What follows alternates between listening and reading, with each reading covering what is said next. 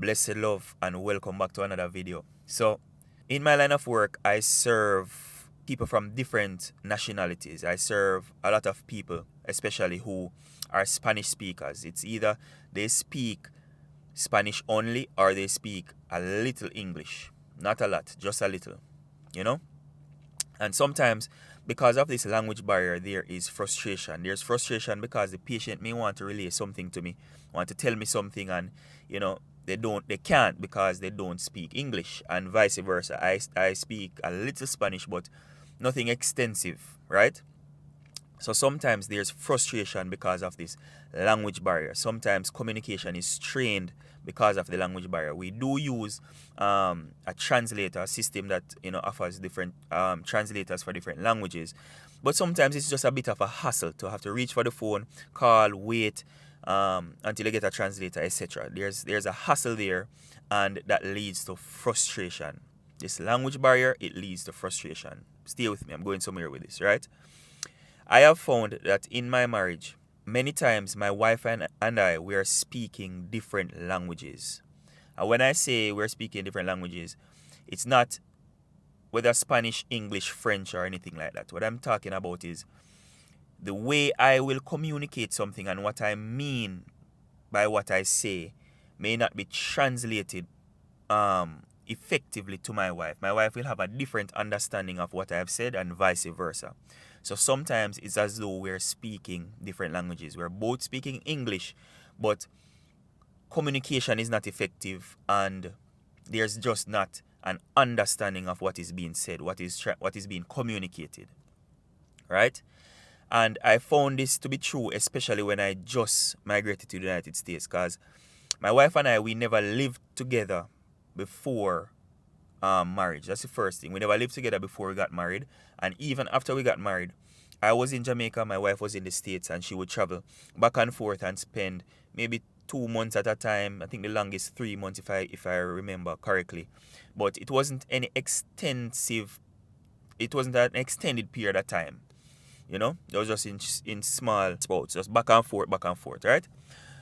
So when I just came to the United States and we were now living together, it was like somebody who speaks English and somebody who speaks Spanish now coming together and trying to live harmoniously. And it was difficult, to say the least. It was difficult trying to understand each other. And as I said, this was true, especially in the first part, like when I just came to the United States a few years ago, right?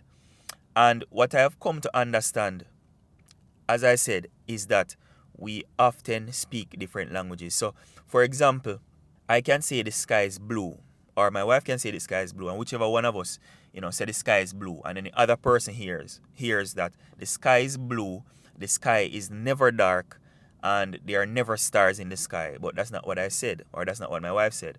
What I said was the sky is blue. The sky is just blue right now, right? The sky is not always blue. You understand? So I have learned over time that communication takes effort. Communication takes asking questions. When you don't understand, so for example, using that same example again, now, if my wife says the sky is blue, I do not just assume. For the most part, I am still a work in progress. We are still a work in progress. But for the most part, I do not just assume that what she's saying is that the sky is always blue. I do not assume. I ask, babe, is the sky blue all the time, or is the sky blue only during the day? You get what I'm saying? It's just a simple example I'm trying to use. But yeah, instead of assuming, you ask so that you can understand properly. Yeah? So that you can understand, because as I said, many times we're speaking 2 different languages. Another example, when it comes on to finances, right? When it comes on to the language of finance, many times my wife and I, we speak 2 different languages, because my wife is the type of person who is frugal. She's not cheap, she's frugal. So she's going to try to search for the best deal. She's going to, look at dollars and cents. While for me, I am more impulsive. I am more the type of person who, listen, as long as this thing is quality and a good something, me I go buy it. I'm not into the shopping around. And sometimes that causes a bit of tension, a bit of friction in our marriage because we now have to come to an agreement on how money is spent, right? We have to come to an agreement. Over time, I have learned, to pay attention and to ask for clarity and to ask and to say, why are you making this decision? Why do you think decision is the best one? Instead of us having a big argument, because this communication thing, it has caused us to have many, let me not even say arguments, but many heated discussions and debates, right? So in order now to avoid that, especially when it comes on to say finances and so on, I ask now her to explain to me why she thinks buying this versus buying that is better. And I have found that as I go along more and more, I understand where she's coming from. I understand her point of view. And then there's just not that friction anymore. And vice versa. She now understands me in the sense that when me say sometimes it don't make sense you buy the thing because it's cheaper because you end up buy it 2 times. She now understands that sometimes it's better to just buy the quality thing even though it is more expensive. Buy the thing that has the better quality. Right? So it's a give and take, and we're learning to speak the same language as it regards to our finances. Right? I hope you're not lost and I hope you're understanding what I'm saying. When I was thinking about this as well as it relates to the translator, when I was telling you earlier that sometimes I use a translator to translate when I'm speaking to Spanish speaking patients and so on. In my marriage, I have found as well that God has been an amazing translator in the sense that he has been the one that has been giving me the wisdom and the understanding to understand what my wife is saying or understand what my wife is trying to communicate. Or he's the one that has given me the wisdom to know that, all right, instead of getting angry about this thing, instead of getting heated about this thing, step aside, step away from the situation for a while, think about it, pray about it, and then you address it. He's the one that has been giving me that wisdom. He gives us the power, he gives us the will, and he gives us the strength to do his good pleasure. And one of the things that brings pleasure to God, or one of the things that pleases God, is seeing man and wife living together in harmony. Man and wife living together in harmony. And when I talk about harmony, I want you to understand what harmony is, right? So based on my little knowledge of being in a choir and singing and so on, harmony means that tenor, alto, and soprano, though when you hear what they sound like, when you hear how they sound differently, but the way they sing together, it sounds beautiful, right? Versus you can also sing in unison. So those who are singing alto, tenor, and soprano, they are no longer singing individual parts, but they're singing in unison, meaning they sound the exact same way, right?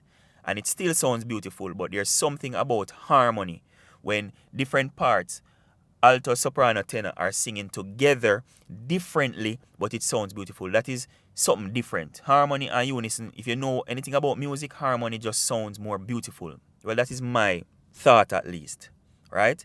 And it pleases God when husband and wife are living and singing harmoniously.